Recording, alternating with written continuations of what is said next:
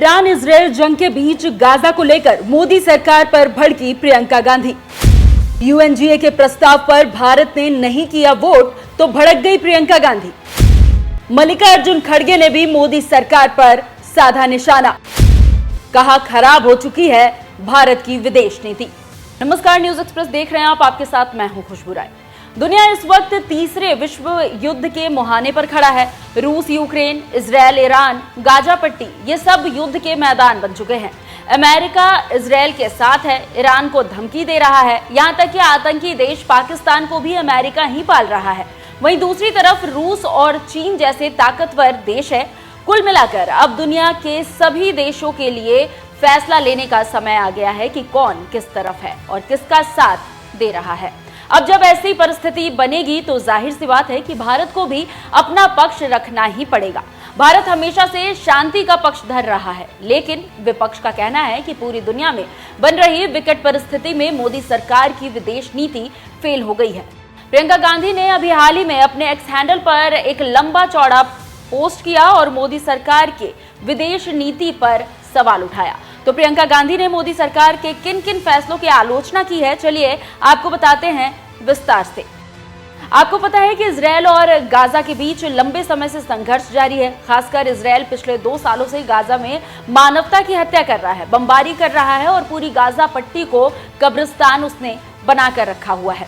वहीं इन दोनों देशों के बीच शांति स्थापित करने के लिए दुनिया के कई देशों के साथ संयुक्त राष्ट्र भी कोशिशों में जुटा हुआ है। संयुक्त राष्ट्र की महासभा ने गाजा और इजरायल के बीच शांति स्थापित करने के लिए एक प्रस्ताव भी तैयार किया है, जिस पर 149 देशों ने समर्थन में वोट दिया, जबकि भारत उन 19 देशों में से एक है जिसने प्रस्ताव के लिए वोटिंग से दूरी बना ली। बस मोदी सरकार के इसी फैसले पर प्रियंका गांधी समेत पूरा विपक्ष भड़क गया। मोदी सरकार की विदेशी कूटनीति को फेल बता दिया।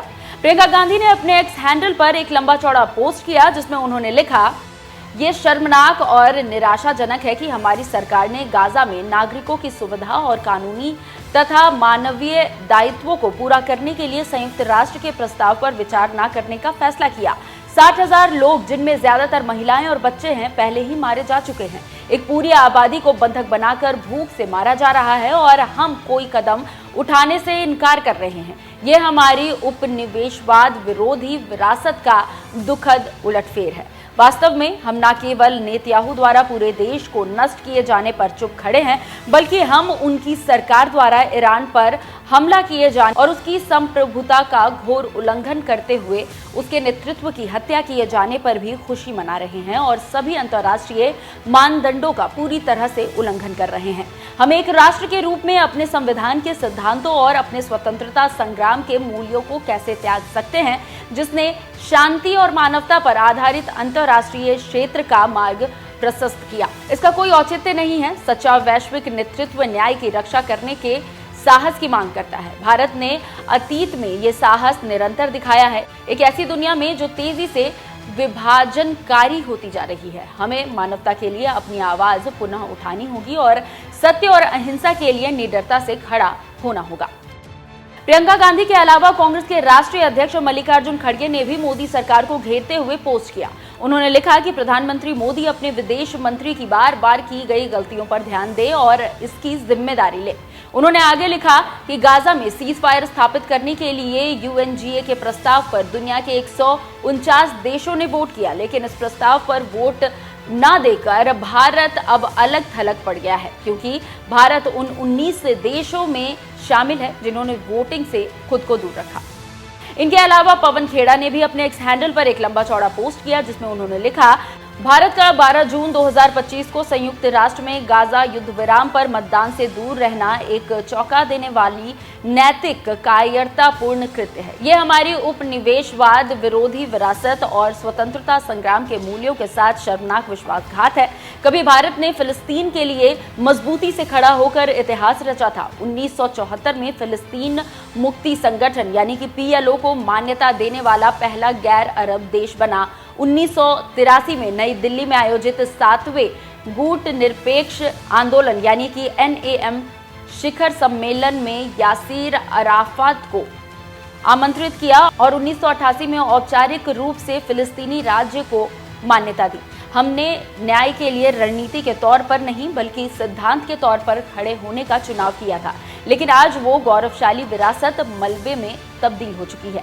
आज भारत तेल अवीव के आगे झुक गया है, उन सिद्धांतों को छोड़कर जिन्होंने कभी हमें दुनिया की नैतिक मूल्यों का दिशा देने वाला बनाया था। दिसंबर 2024 में गाजा में स्थायी युद्ध विराम के पक्ष में भारत के मतदान से भी ज्यादा डरपोक उल्टी इस मतदान से दूर रहना है, जिससे ये साबित होता है कि मोदी सरकार को ना तो कुछ याद है, ना ही किसी चीज के लिए खड़ी होती है और सिर्फ फोटो खिंचवाने के पीछे भागती है, चाहे उसमें खून से सने हाथ मिलाने पड़े। एक भाजपा सांसद का हाल ही में फिलिस्तीन के समर्थन में भारत की भूमिका का महिमा मंडन और इस मतदान से दूर रहना पाखंड की पराकाष्ठा और सरकार की दोहरी विदेश नीति के रूप में उजागर करता है।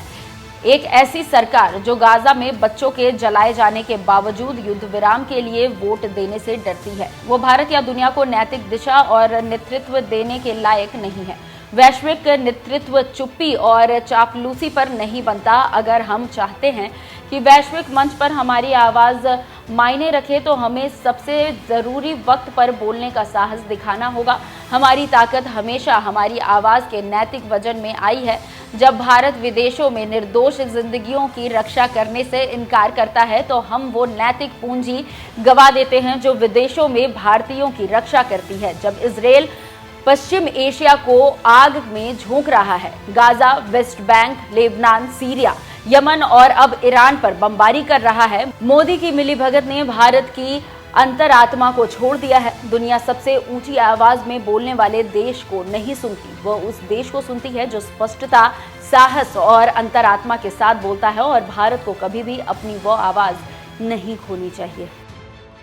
तो इस तरह से कांग्रेस नेताओं ने यूएनजीए के प्रस्ताव पर वोटिंग करने से खुद को अलग रखने की मोदी सरकार की कूटनीति की आलोचना की है और इसे विदेश नीति को फेल बता दिया है। वैसे आप इस मामले को कैसे देखते हैं? क्या मोदी सरकार ने खुद को वोटिंग से अलग रखकर अच्छा निर्णय लिया है या फिर वाकई ये नैतिक कूटनीति के खिलाफ है? कमेंट कर अपनी राय हमें जरूर बताएं।